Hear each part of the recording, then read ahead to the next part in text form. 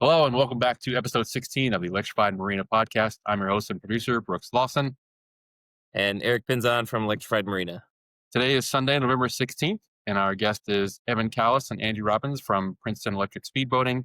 Thank you so much for taking the time to join us today. Yeah, thank you for having us on. It's a cool opportunity here. This show is brought to you by us at Electrified Marina. Please check out electrifiedmarina.com/Brooks and call or email us if you decide you have an interest in buying a new electric boat or repowering your current boat with an electric powertrain. Best way to interact with the show is to post comments in the comment section on YouTube. Erick, do you want to kick us off with some updates and announcements? Yeah. Just got back from Flibs not too long ago. Had an awesome time there. Spent time with so many people in the industry. A lot of time with Vision. Was there with the Flex team. Hung out with Tim from Voltari. Hung out with Dave from Zen Boats. The Volar guys went on a bunch of boat rides. Got a lot of content. Still have a lot that we got to get out there, but no, it was awesome. We went out on the Stirk 31. They're getting that boat dialed in, and then we can do some final range tests. But that thing's going to be pretty exciting. It's got 4 of their batteries in it and dual outboards, so it'll be pretty cool for a production boat. Doesn't really exist right now.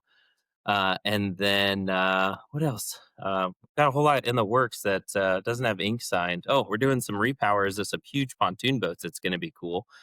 These tour boats that are 30 feet long with some e-propulsion units. We finally became a dealer for e-propulsion, which is cool. But other than that, we're making a lot of headway with a lot of stuff in the works. Spring's going to be crazy. We're trying to lock down a commercial location and inventory financing for boats. And spring's going to be gangbusters. We're going to have probably, 20, 30 boats in our inventory from any manufacturer we can get loans for, because we ran out of boats this year and I don't want that happening again. So should be a lot of fun. Excellent. Well, Andrew, let me kick it over to you. How did you get to where you are today? What's your history with electric boating? Sure. I think we really have to go back to how did I get, into Princeton, because that was really where everything started.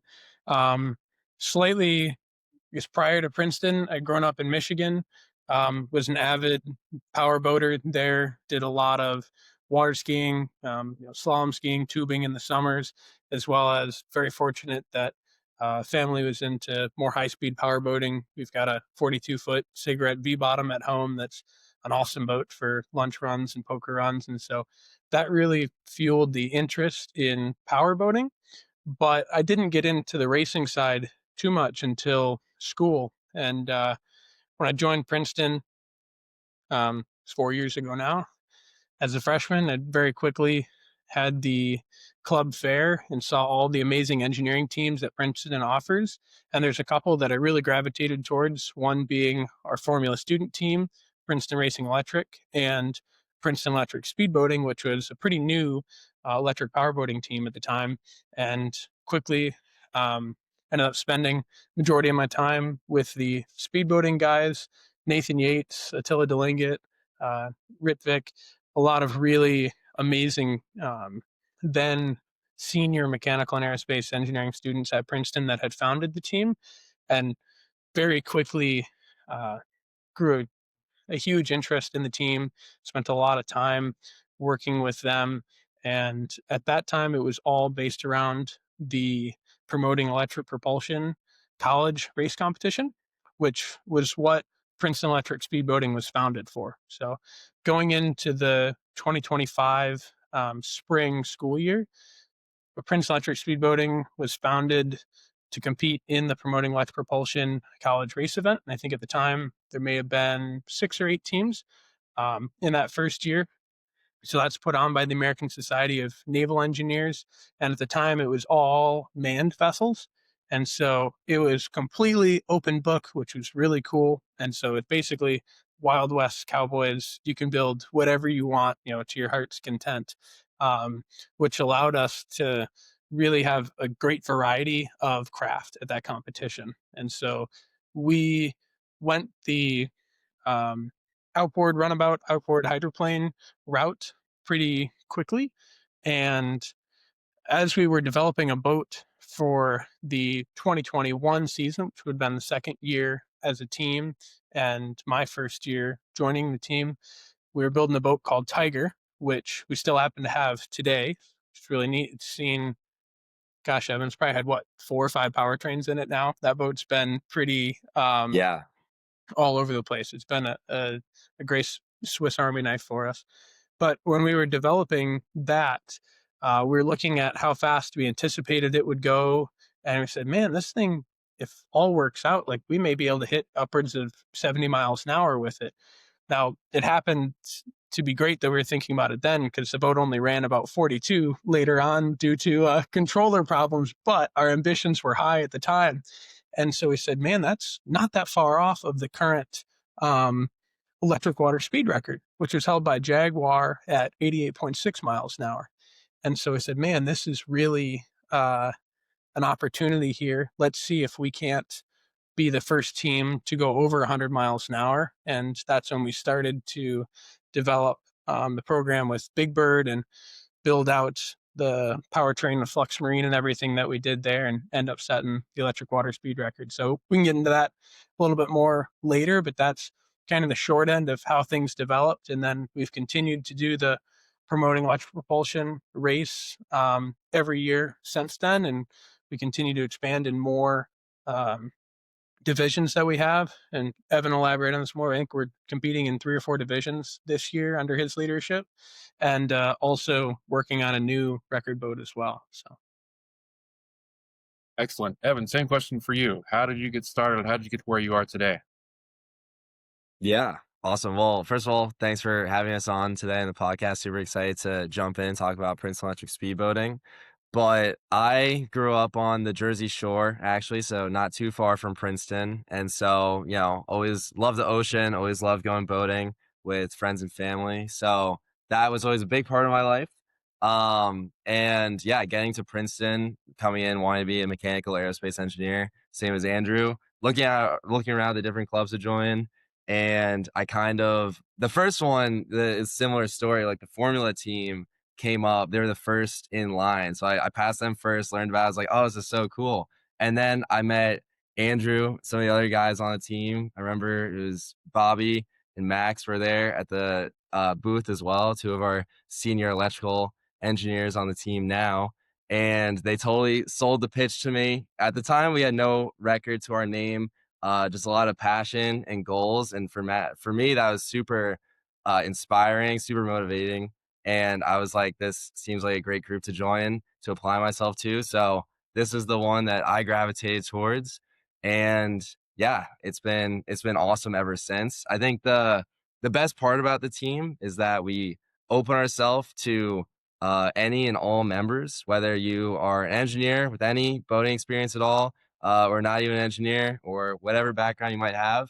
We open it to anybody who's interested. Because for me, I never built any sort of electric boat in the past, let alone the fastest electric boat in the world. So it was awesome that these guys are willing to take in, and same as we are now, willing to take in first years of whatever discipline and show them the ropes about whether they want to learn CAD, manual machining, electrical work, composites work, whatever it might be, whatever they're interested in, and really bring them onto the team and let them chase their goals. And that's how we have so many different sub teams now and so many different groups working on pushing the limits of innovation for not just electric boating, but a lot of different sides of it as well, whether it be aerodynamics, composites work, electrical innovations as well, all this sort of stuff. When did you join? I joined, so I'm a junior here at Princeton now, studying mechanical and aerospace engineering. So I joined the team, I guess 2 years ago in the fall of 23. So right Wow. before we had set the record, yeah. So how many people are a part of it now? Yeah, so like Andrew was saying, the team started off with just a couple seniors here based off of their senior design projects. So it was only just a couple of guys, 4 or 5 at the time initially, I believe. And then now we've grown the team. It's between 70 and 100 members we have this year. Nice. Oh, there's a lot of growth that's come in the last couple of years, which is super awesome. And yeah, we definitely have a lot of different sub teams working on different projects so that everybody has their own thing that they can work on, or a couple of things that they can focus on throughout the semester. But yeah, it's been super awesome. We have, our weekly meetings on Wednesdays. We have an average crowd of about 70 people at those, and split off after that. And then throughout the week, we have our other sub team meetings that go on. That's where, people can jump around, come to them as they like. But that's also the nice part, because we always have things that we're continuously working on. We have our long-term goals, but we also have our short-term deadlines as well. So people can kind of jump in and out, whether they have, depending on their workload for the week, they can jump in and out of projects and come as they please and still get a fulfilling experience out of the team. It's huge, man. You mentioned 70 people, a couple of sub teams. Like, so how much of the work for the vessel do you guys sub out or hire out? I mean, it sounds like you're doing a lot of work in house. Yeah, I can speak to that a little bit. It's varied boat to boat. And so when we initially started the record project, we wanted to look at what do we know, what do we feel like we can tackle, and what are our major unknowns that we need to unlock to be successful here. And there was a couple big things that, by outsourcing them or by working with other parties, really allowed us to push forward. And so the first one there was, we looked at a number of different potential hull types, some pad bottom Vs, tunnel hulls, Formula 4 race boats, and ended up settling on an outboard hydroplane because they're extremely light and extremely fast for the kind of horsepower that you put in them. And they also were right around the size and power range and the speed range that we were looking to go for. And so we ended up getting in touch with a group called Black Sheep Racing, um, which is JW Myers and John Peters, and they got us hooked up with a boat called Big Bird. And so it's a 14-foot pro outboard hydroplane, full enclosed canopy, everything. It used to be a gas racing hull. It was actually built in 1993. So it's an older boat, but it was a very, very successful boat. Set a couple of gas kilo records at upwards of 129, 130 miles an hour. And so that allowed us to really check off one of the boxes. And so now we had a boat that was safe, extremely fast, and not exuberantly expensive. And so we got to check a lot of things off with that and say, okay, we have a baseline now. Let's build a powertrain around it. And a couple of the initial members of the team, one in particular, Attila Delingit, was very close with Ben Sorkin of Flux Marine. And he had interned with him, and we ended up getting in conversation with them and started to look at what it would take to potentially work with them and develop their powertrain a little bit further for racing application. And so the summer of my freshman year, I ended up interning with Flux, which was a super unique internship with Ben because they were a very small company at the time. They were moving What year from was this? this would have been the summer of 2022, I believe. Wow. And so it would have been my freshman year summer. And so it was very unique because they were moving from their pretty small facility in Greenwich, Rhode Island, to their pretty large 40,000 square foot facility in uh, oh my goodness, in Rhode Island, in Bristol, Rhode Island as well. Yeah. And so I know even the first couple of weeks, we were helping build desks and tables and chairs for the internship, which was really neat. And I was fortunate that I got to help out on a lot of the boat stuff at that time as well. But that partnership, over the course of about 9 months or so. So it would have started in June with that and working with Flux Marine, and then we ended up getting the powertrain as it set the record in April of the following year. And so we tried to look at what can we do with their existing hardware and where might we need to improve. And so their battery pack is super versatile and actually quite power dense for being a battery pack that kind of does everything well. And so we took the smallest subset that we could of their units, which would have been the time about 24 kilowatt hours in their 400 volt system. And so that was the basis. And then we looked at the existing motor and inverter powertrain and actually ended up going a slightly different route over time, which was a great symbiotic relationship, because that motor and inverter choice that was developed and fine-tuned for the race boat, which was the first time they got put on the water, is actually what they use in their systems today, which is really neat. And so that was a great relationship there. And so that was really the second box to tick in the powertrain side of things. So we worked with them to get a lot of the hardware side of things, and then we rigged the boat all ourselves, did all the tuning with that, but they were extremely helpful in getting everything right and dyno tuning the motor and the inverter and all the data that they had on the battery packs as well as their control systems. And so that's definitely a partnership that, hadn't we had it, I don't think we would be anywhere near where we are. And so they've been an awesome company and partner to have. But getting those two pieces of it outsourced was really what allowed us to gain, the knowledge in the areas that we didn't have, and then build off of it from that. So that gave us a huge foundation to go and set the electric water speed record in October of 2023 at 114.2 miles an hour, which is pretty awesome. That kilo record still stands today, a little over 2 years later.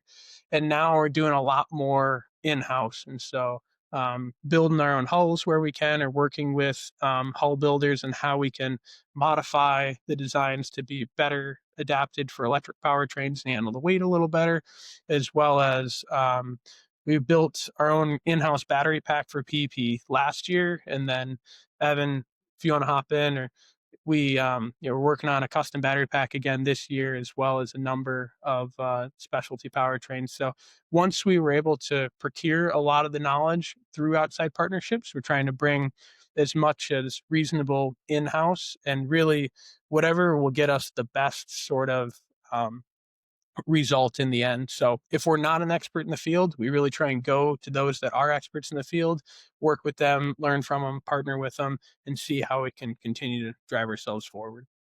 So you guys are building your own in-house batteries now. Obviously not the cells, but packaging, everything else, cooling system, EMS, all of it.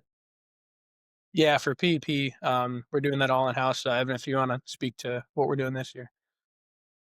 Yeah, sure. So we started with that last year. So like Andrew said, we learned a lot from, a lot of good help, and, in, letting us figure out some of the answers to questions that we weren't so sure about. And then now we have a good amount of information to start exploring those areas for ourselves. So we have this custom battery pack that we also built with a custom outboard as well last year.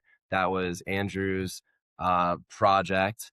And so now the reason that we wanted to go into the custom battery pack was because the Promoting Electric Propulsion competition set a new 48 volt, or sorry, it's really 55 volt restriction on the competition.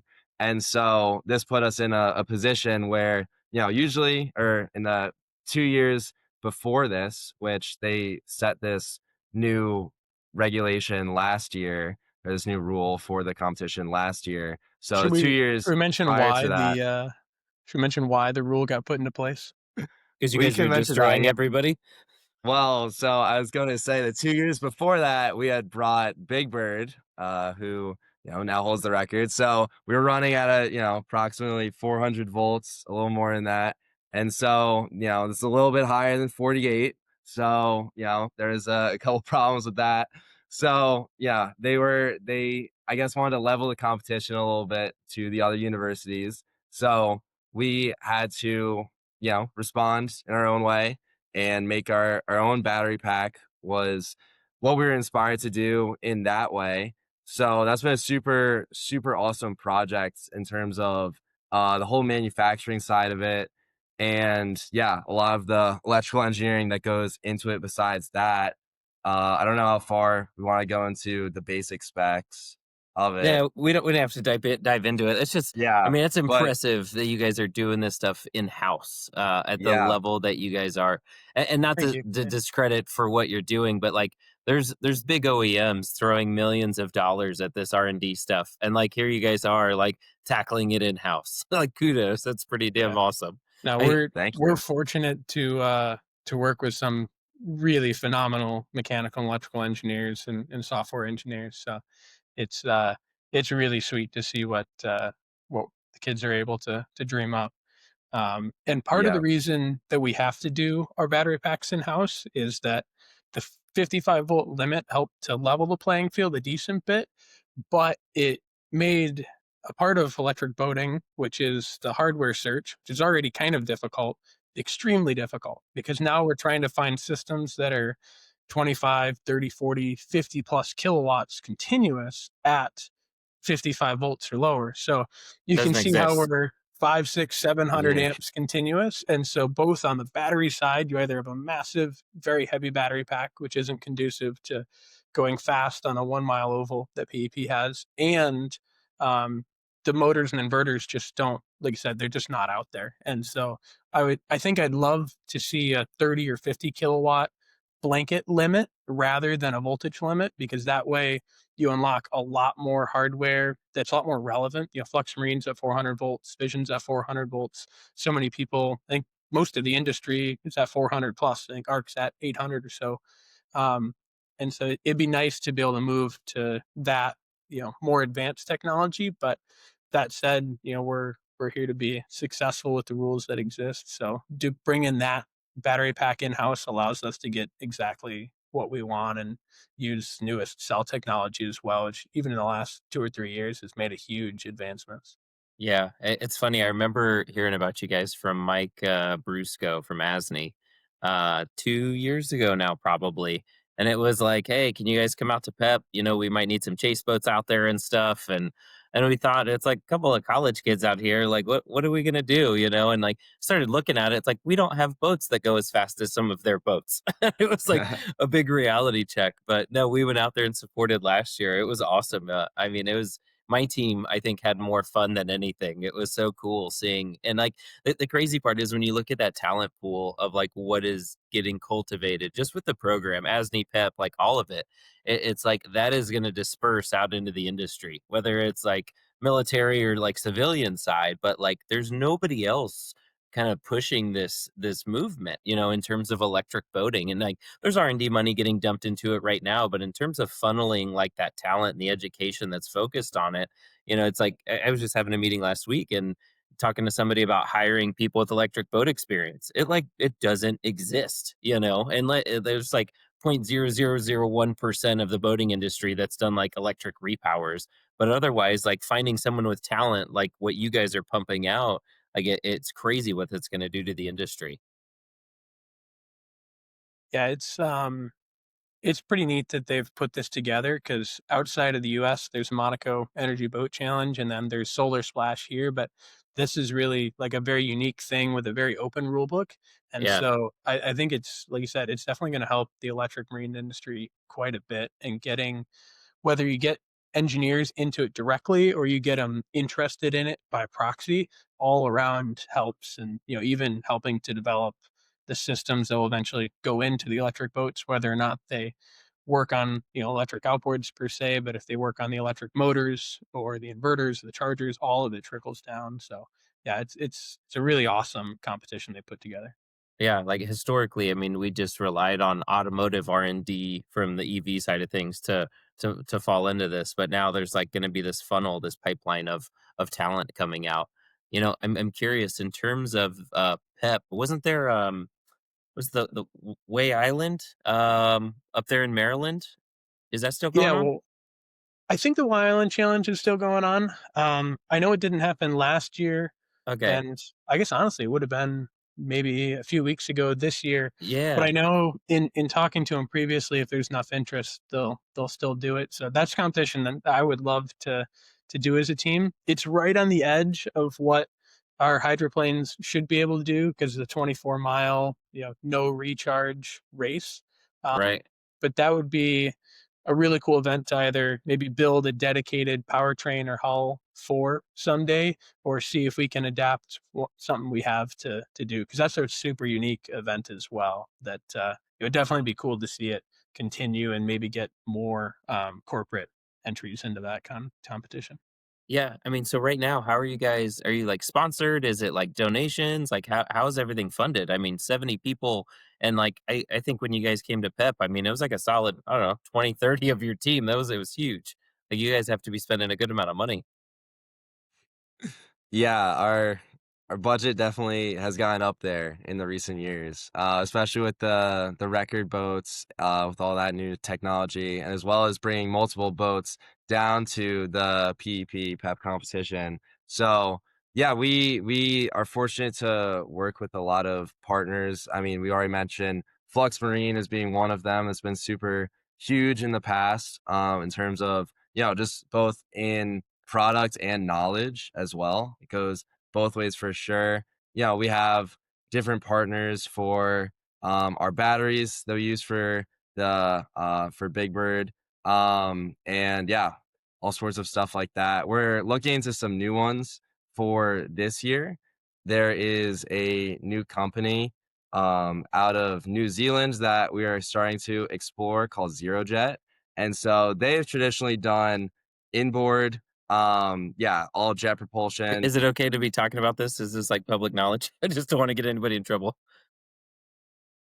I guess this would be the first time we're talking about it, but yes, I it's just want to make sure active it's kosher. partnership we're It's working just on. news Yeah, to it should. me. Yep, should be good. No, it's a pretty new thing, so we're looking at adapting their 48-volt powertrain, specifically the motor inverter, because they have what we've been able to find the most power dense motor inverter combined package out there at 48 volts into a hydroplane package for PEP and beyond. So Interesting. Yeah. And, it's funny. You were talking about the amperage earlier at 48 volts, which is just absurd. Like the gauge of cables at those rates is got to be massive.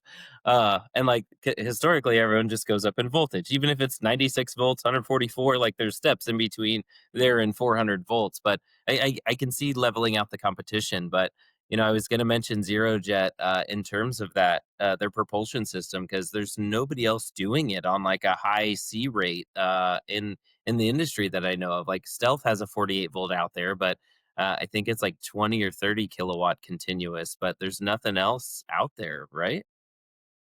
yeah, Malabo out of Germany, I think they have a Yeah. 40 or 50 kilowatt unit as well. And they actually have a Formula 4 boat that they've recently put together for promotion. And I think I don't know if they set a 48-volt record with it or if it was another specific sort of electric record with it, but I believe they set some sort of electric kilo record with it around 60 miles an hour over the summer. So that's an exciting boat as well to see another canopied race boat out and about.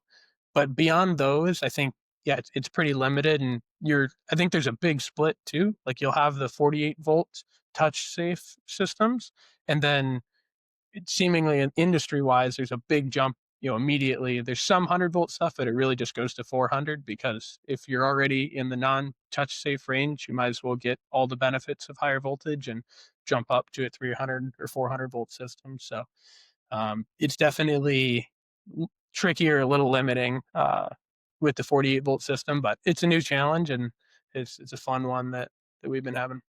Yeah, it's funny you mentioned Malabo. I just saw Emil, buddy of mine at Elveni. They've got some sweet boats over there in Finland, but I'm pretty sure it's Malabo that he partnered with. And he's setting records on his boat. He's got some smaller, I think 21-foot boats, but he was doing like 25 miles an hour or so with them. But historically, his have been like kind of lower speed cruisers, and now he's stepping up the horsepower on them. So no, I see Malabo doing a lot in Europe. I don't think they've come over here yet, but I've heard nothing but good things about them. Yeah, it's a cool company, and I mean, for us, I mean, we're excited to see anybody doing racing stuff or building a race boat or anything that resembles it. It definitely helps get more interest in what we're doing. Yeah, it's definitely one of those things where the more competitors, the better, because it starts to grow in general the viewership that the whole EV racing industry gets, and in the end, will actually help us get more partnership and money through the door. So. Yeah, and it's funny you bring that up, man. Like E1 was just in Miami, and I wasn't able to make it down there. Just work-life balance has been a pain point lately. I mean, same with like Mets is going on this week, and I couldn't make it to that. But no, I was chatting with somebody about the E1 races, and like I'd love for them just to have a free for all and let like you guys go out there, let Voltari go out there, have a boat from Velar and Vision, and like do it how they other do in other racing, and let these manufacturers and colleges go toe to toe, but put the best of the best out there. Like you guys are out there setting records, and these guys are down at like 30, 40 knots, and like I saw some of the videos they were putting out, like the arc boats out there. I don't know, the arc boats looked a little more exciting than the race birds did, but I wish they'd. I don't know. It's a start. It's a step in the right direction. I just think the speeds. Whenever I talk to people about it, it's instantly what they mention, and it's like, meanwhile, you guys and other people in the production side of the industry are out there crushing records, and it's you're right. It's like getting more attention and more eyes on it. So I don't know. Kind of curious Yeah. to see how it evolves. Yeah, and E1's a very interesting one as well, because they definitely have the most eyes of any of the electric boat racing stuff. So that's very exciting. And part of that is that they are hydrofoiling craft, right? And so there's certainly many other very incredible hydrofoiling all electric boats, but they're the only ones that race like that, and they're the only hydrofoiling powerboat racing series out there as well. And so I Right. think that is a big point for them to, on how they differentiate and how they get more interest in it, which is both a blessing and a curse. Because, like you said, if we put Big Bird on that course with our same driver, so John Peters of Black Sheep Racing is our professional driver, and he also is professional driver, the male driver for Team Blue Rising and their team principal. So I was the performance engineer for Team Blue Rising the first season of it, and I was very, very close to joining on for 3 more years, but ended up getting an opportunity down here in South Texas at SpaceX instead, and decided to go a different route, move away from boat racing for a little bit, but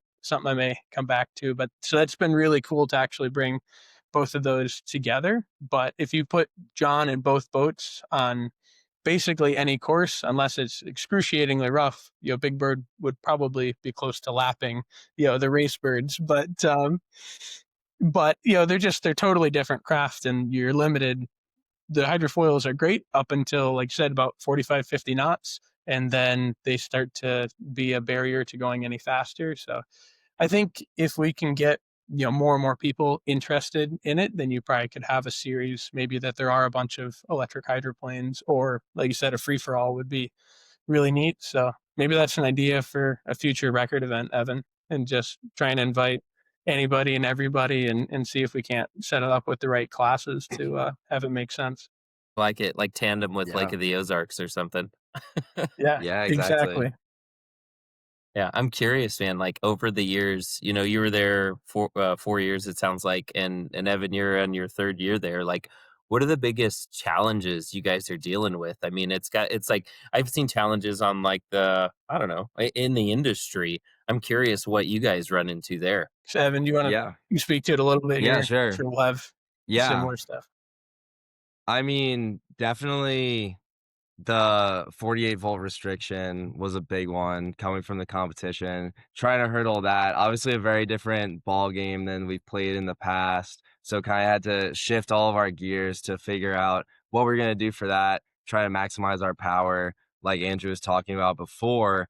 And so going back to, we built the custom battery that put out about 500 amps continuous. And so now we're trying to step up our power even more. Still have to keep the 48 volts the same. You go up to 55, but really 48 is what most motors run at. So, the only thing we can do is increase our amperage for it. So now this year we have a great team of, a mix of mechanical, electrical engineers, physics majors, whoever, and we're trying to build a 1,000 amp battery custom in-house.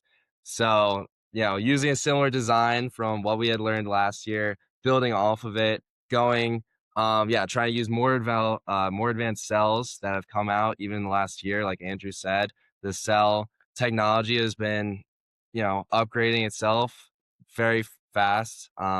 So, And so, using, just to stop you right there, like yeah, when yeah. you guys are sourcing batteries, you have like contacts in China, like you have U.S. suppliers. Like, how does that work when because you guys aren't procuring thousands or even hundreds of these, like your quantity is not to scale production, and that's what most the demand is for anybody in the industry right now. So how do you navigate that of like, hey, we need a couple battery packs? Like, how's that Yeah. conversation go? We've been looking a lot. So we'll go from the cell level up is really what's been able to unlock the additional performance for us. And so looking at the 21700 power cells and what is highest performing there. And so we're looking at like a Reliance RS50, an Eve 50PL, Molicel P50B, which used to be like the best cell you could buy until maybe 12 months ago, until the tabless cells started to come out. And now um, the tabless cells are quite a big improvement power wise, probably 10 to 20% higher continuous power that we're able to get out of them. And so by looking at a cell like that, which from a 5 amp hour cell, we can get 40 plus amps continuous out of it. And so we can, then build a pretty power dense pack from very power dense cell. And so looking at what is basically the best consumer grade hardware that we can get, and then building the rest of the structure around it, since there isn't, a drop in 800 or 1000 amp capable, even BMS or other systems like that, So, we're having and to you're doing adapt a like your lot own to. in-house like thermal management, then that'd be like the next constraint, right? Like, Yep. Yeah. Y- Yeah.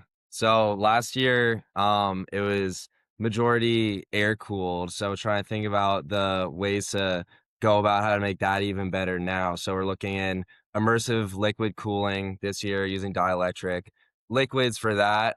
Removing, and also size constraints as well. Weight is always the biggest issue. That's always a big constraint, not just for us, but any team that goes electric, especially if they're converting from gas to electric. But we've had some solutions for that, which I'll go into in a little bit. But yeah, just for the battery, the cooling is something we're trying to step up. The materials that we make it out of, the enclosure, just the enclosure last year was metal based, and so trying to switch that to a carbon based enclosure instead, that'll drop us about 15 pounds, reduce weight on that end. And whatever you use for the cell holders, whatever material that is, maybe switching the kind of plastic we might use for that instead of PLA, maybe use nylon. Nylon has a higher heat resistivity. Different things like that might be a little bit stronger.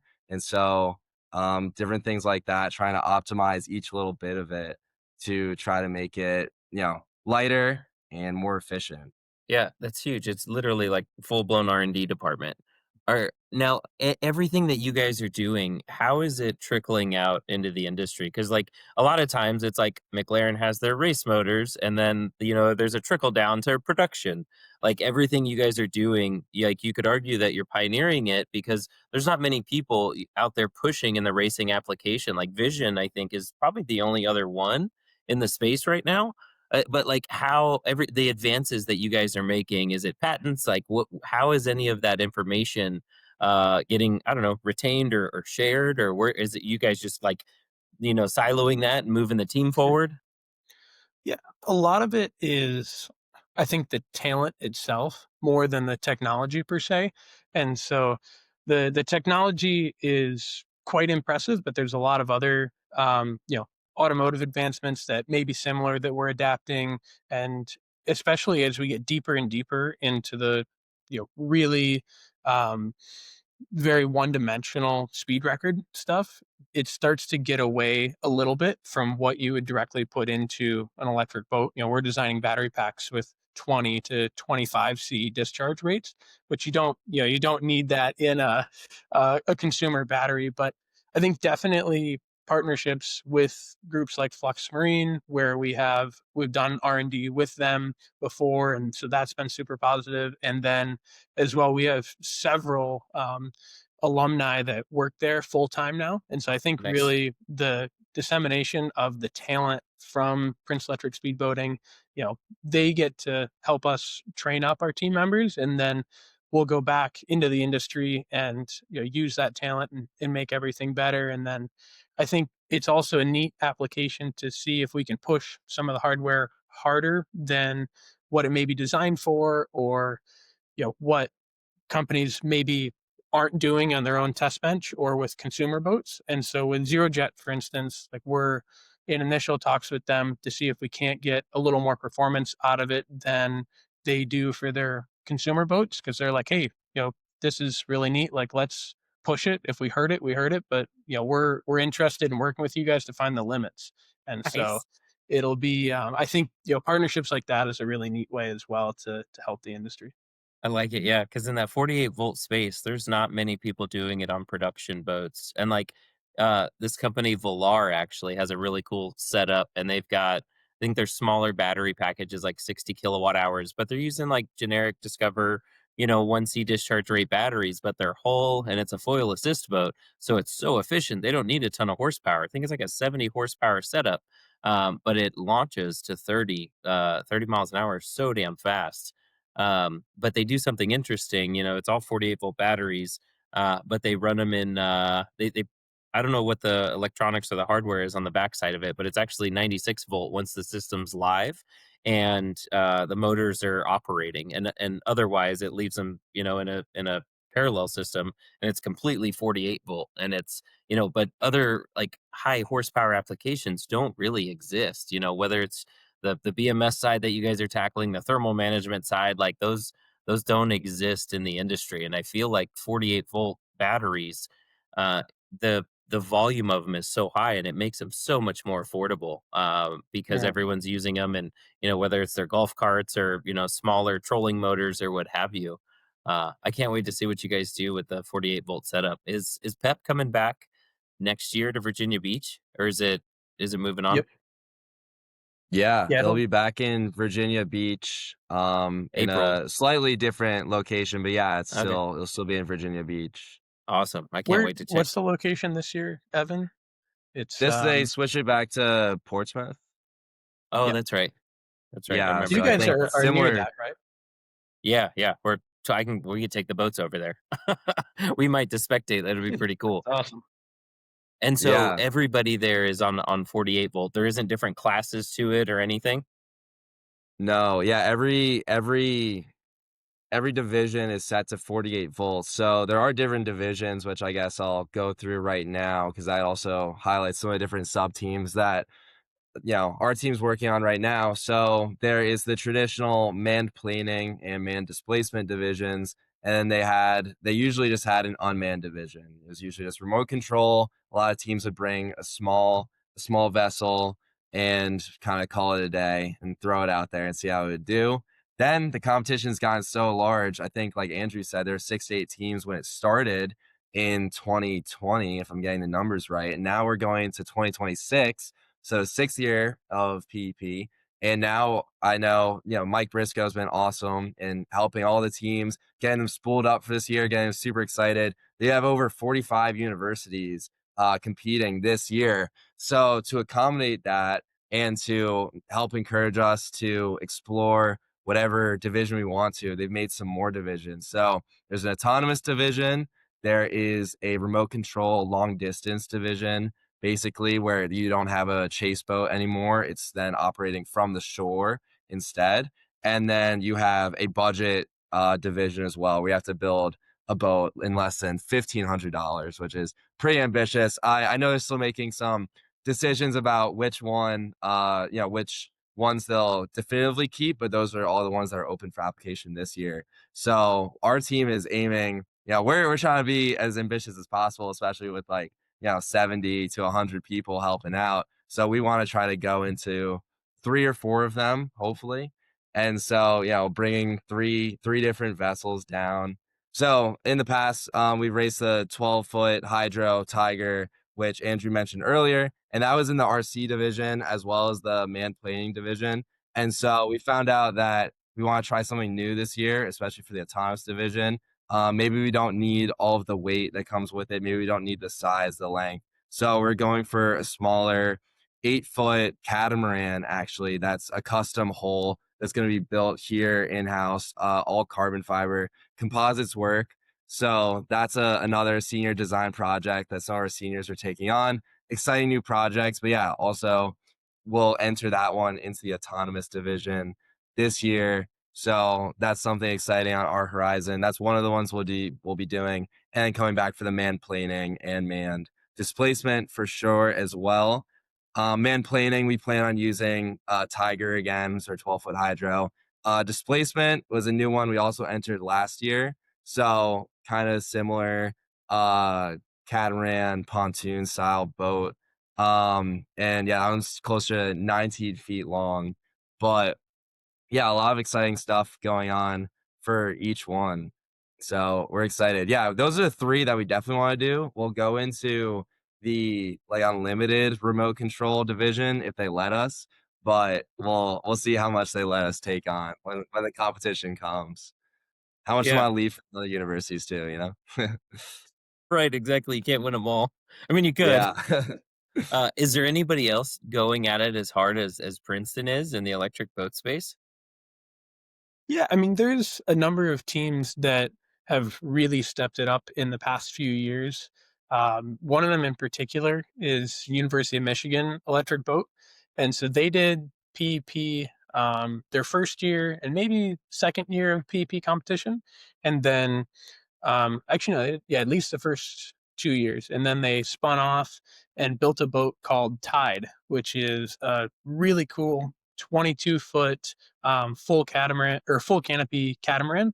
And so it has a roughly 1,100 horsepower inboard with a harness and stern drive at the back, and they built their own battery pack in-house as well. So they built a 20 or pardon me, a 67 kilowatt hour battery pack in-house from the cell level up.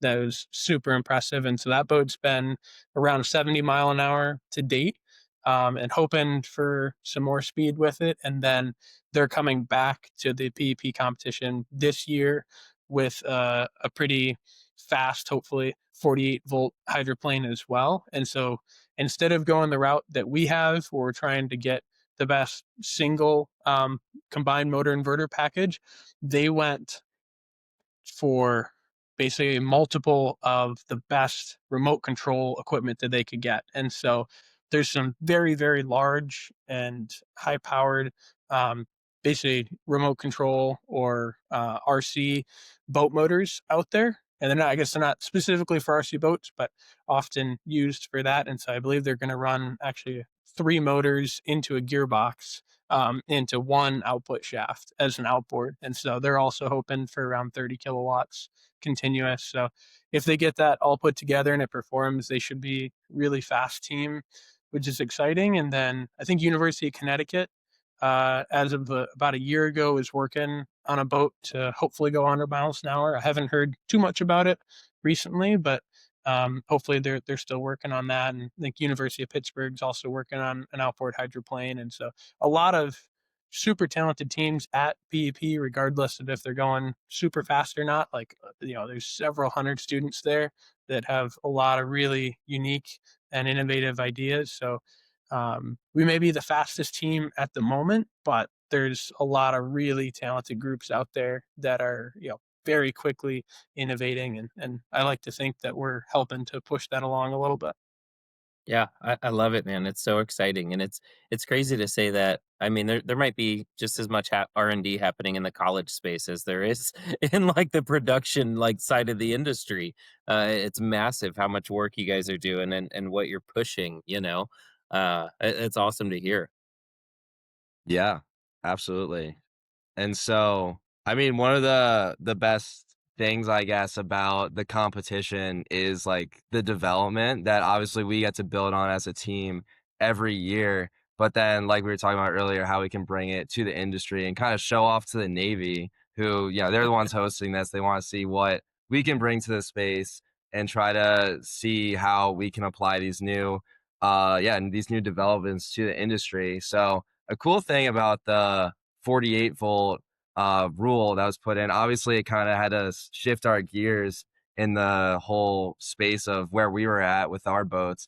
But it's exciting because, with some new systems, trying to make them lighter in weight and still go even faster, we can compare some of our numbers and what we're looking at to build this year with some of the traditional gas hydros that usually run. Our boat Tiger, which is the 12-foot hydro, in, back in the day when if it was used as a gas hole would run at about like 515 pounds or so. And so with driver, and now we're looking at a system that might be even less than that, around 500 pounds with batteries, system included, everything with driver. And it should spec out if we reach around the 30 kilowatt number or higher potentially, then it's spec'd out to go similar speeds or even faster than the gas boats. So it's super exciting to see how, with all this new development, with people like Andrew starting these teams, building it up over a couple of years, passing it on to new members like myself and a lot of the incoming members, we can build off of the research that's been done in the past couple of years and really bring it to this point where we can kind of beat the stereotypes that were originally formed of saying that batteries are heavier, it's going to slow down the boat, not as good as gas. We can try to beat those by the end of this year, hopefully, and show them that no, it's actually lighter and we're going faster in some scenarios. Obviously, gas might still hold the top speed for a little bit longer, but hey, in 4 years we'll see what happens. Love it, man. Debunking myths on another level. I deal with it on the consumer and social media side. And you mentioned batteries and what advancements, like what cell chemistry are you guys using right now? Is it like NMC? Or are you into like a semi-solid state, or what do you have?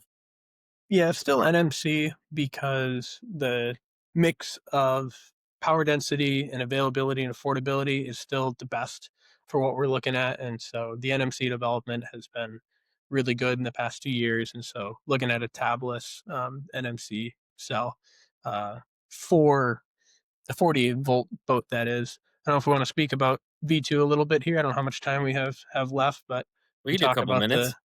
yeah, I perfect. like new stuff. So we're called V2, but the official boat name is Eagle One, and it's really the successor to Big Bird and our current world record chase. So that boat has a really unique battery pack that we partnered with Dineka Limited out of the UK to build. And so they've been a phenomenal partner with us on building that battery pack at their facility in the UK. And it actually uses a Lithium Works 26650 LFP based cell. And so it's a lithium iron phosphate cell. The energy density is not nearly as good as a typical NMC cell, but it's extremely power dense. And so we can comfortably run it at the 20 to 24 C continuous discharge rate. And so it's a super impressive piece. And so we have a 800-volt battery pack that we finished up with them recently, and we have in Princeton now. So it's just over 15 kilowatt hours and will comfortably do over 225 kilowatts discharge. And so it's a pretty sweet piece. And that's really, highlights the evolution of the team. And so when we first started out, we had a bunch of unknowns, one of them being the hull and the other being the powertrain. And so with time, we've been able to figure out the powertrain a lot more through our work with Flux Marine and through the development of Big Bird in general. And so once we had a good baseline established, we looked at, all right, what's the next step? We know we need to go higher in power. And so we really looked at, it's not just higher in power, but we need more power density. And so getting away from kind of the traditional commercially available battery packs was at that time, especially the best route to go.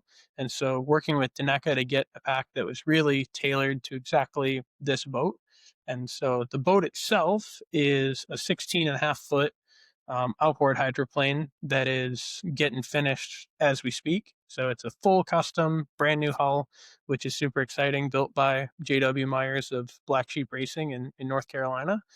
And that hull is purpose built for its electric powertrain, which is, in the racing space is very unique. And so it's got a wider tunnel than normal. The decks are actually a little bit taller than normal, and we put the battery packs under the decks. So on either side of the cockpit, under the carbon fiber decks is where the Dineka battery packs sit. And so it allows us to keep the center of gravity very low. The boat's very streamlined because of that as well. And then because we designed for the finished weight of the boat from the onset, we're able to get the precise amount of lift, aerodynamic lift that we want from the boat. And so Big Bird would have originally been about 700 and 750 pounds when it was a gas boat. And we were about 975 pounds when we set the record as an electric boat. And we expect the new boat to be around 1,200 pounds, but we know that from the onset. And so we're able to design for that, and it'll actually be hopefully more efficient than Big Bird. And we'll go from around 180 horsepower, about 135 kilowatts, up over 300 horsepower. So it'll be really fun. And the goal with that is to go 150 plus miles an hour here sometime in kind of mid 2026. So, Wow, that's huge, and that's like 6 months away, like 9 months yeah. away. Yeah, God, that's so you'll be exciting. seeing a lot more about it on our social medias, and we'll keep you guys up to date as well separately. So we're super excited about that because it brings in 4 or 5 years of development into one craft, and there's a bunch of little tweaks and different things that we do. We actually don't run a skeg on the boat, so even though it's an outboard, the rudder has no skeg and the outboard's fixed in a position. It's mostly straight. It's not perfectly straight, but so we fix the outboard and then we actually run a rudder off the side of the boat, and so we have a little bit less disturbance in front of the propeller. So we pick up 1 to 2% propeller slip and similar efficiency. And then by having a dedicated rudder for steering, we can go a little faster safely. And so we have more control of the boat as well. And then we actually can shift the outboard back and forth a few degrees such that even though it's a single engine boat with a surface piercing drive, which means it'll want to basically crab walk, like the back of the boat will want to walk sideways at high speeds, we can shift it slightly that it'll drive dead straight with no rudder input. And so when everything's just right at 140 plus miles an hour, you should be able to take your hands off the wheel and just the boat will just do its thing. So there's gonna be a Jeez. lot of tweaking and tuning to get it right, but I'm very excited we've got I don't know, we probably have 30 or 40 different partners in that boat that have all been incredible to work with. And so it's going to be really exciting here in the next few months to get on the water. That's huge, man. I can't wait to see what you guys are doing. And it's like it's pushing the limits, not just at like the university level, but in the world. Like it's pretty crazy to see as like a university team. So hats off to you guys, man. This is so exciting. Yeah, thank you. No, it's a really sweet opportunity with where electric boating is right now that we can compete at a world stage, right? We're not the fastest college team, fastest team period, and we have, some phenomenal competitors of the likes of Vision Marine as well as some private groups out of the UK and some other parties in the US that have done it before. So some really, really good competitors, and it's sweet that we can go toe to toe with them. So it's a cool opportunity. That's awesome, man. Well, very cool. Anything else we need to cover? We went kind of deep dived into the boats, where you guys are going. It's super exciting future.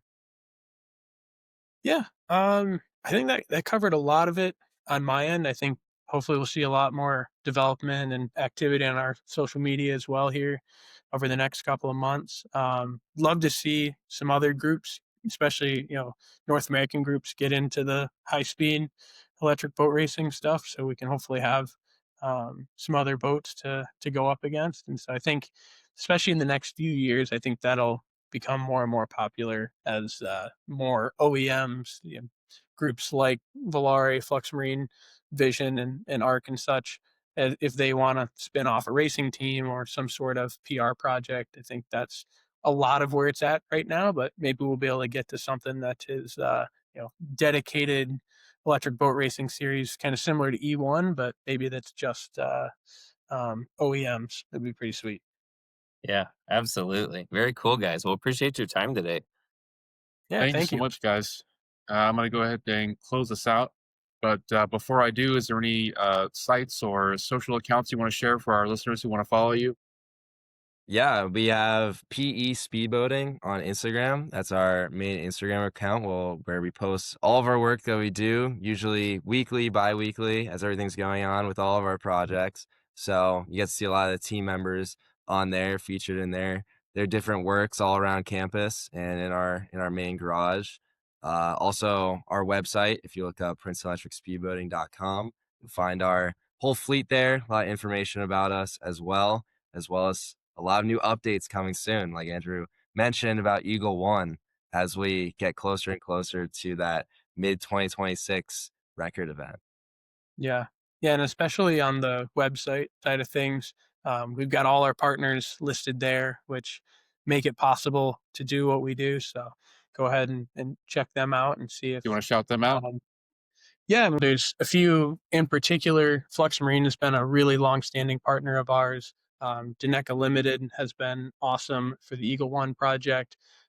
Black Sheep Racing as well has been another awesome partner. We've got as well 11th Hour Racing is a huge partner of ours out of Rhode Island as well, and so they've been huge in supporting the Eagle One project as well as the team in general on a financial side, and really having a similar vision to us, which is exciting, and especially Office of Naval Research as well, in putting on the Promoting Electric Propulsion event and kind of getting all this started. So number of other amazing partners that sadly I don't think I have time here to list, but truly everybody that's been a part of what we're doing here has been awesome to work with, and we couldn't do it without. Awesome. Well, thank you so much, Evan and Andrew, for joining us. And I'm going to close this out. You've been listening to Electrified Marina podcast brought to you by Electrified Marina at electrifiedmarina.com. I hope you enjoyed it. And if you did, please share with your friends and family. Please leave comments, questions, feedback, or potential guests in the comment section on YouTube, and that will help us to reach more people and spread our message. Thank you for watching and listening.